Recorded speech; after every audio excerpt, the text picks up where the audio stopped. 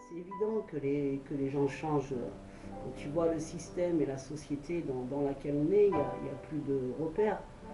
Les gens deviennent individualistes, deviennent égoïstes. C'est le moi qui trône en premier. Il y a un trop plein d'orgueil. L'orgueil, ça divise, alors que l'humilité, ça unit. L'humilité, ça nous aide à mettre les choses dans une juste perspective et à vivre dans la vérité. Tout simplement, elle nous aide à ne pas donner trop de valeur à ce qui est en réalité purement extérieur, par une façon de s'habiller, une façon de parler, le copiage, quoi, toujours être au-dessus de l'autre. L'humilité, ça nous aide aussi à nous ouvrir à la manière d'être des autres, au lieu d'essayer d'adapter les autres à notre propre façon d'être. Il ne s'agit pas simplement d'être gentil, d'une gentillesse ou d'une bienveillance insipide. L'humilité, c'est le chemin qui t'amène à la sagesse. Et la sagesse des uns attire les autres, fatalement.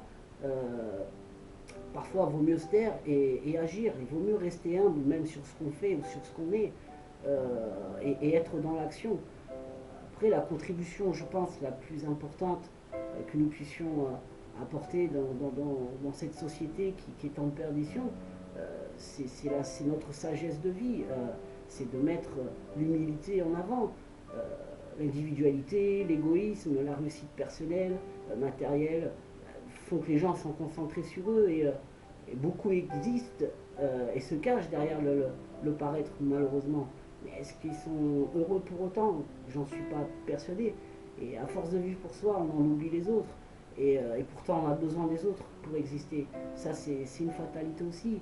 Et il suffit juste de regarder autour de nous. Combien de fois on a dit plus jamais, et pourtant il n'y a jamais eu autant de guerres, et plus terribles les unes que les autres. Et l'homme ne reconnaît pas ses erreurs. Il pense que c'est toujours la faute des autres. Et il a cette volonté d'autodestruction qui est terrible. Et cette volonté de se détruire ou de détruire est très souvent liée à l'orgueil ou à l'affirmation de soi. Et il est incapable de reconnaître, incapable de se remettre en question. Et aujourd'hui, la société ne te conditionne plus à réfléchir dans ce sens-là. Et malheureusement, ça fait de ces gens qui persévèrent dans l'erreur. Et l'orgueil, la fierté, c'est ce qui les empêche de se remettre en question. Tu vois, quelque chose de très simple, c'est qu'aujourd'hui on multiplie nos biens, mais on réduit nos valeurs.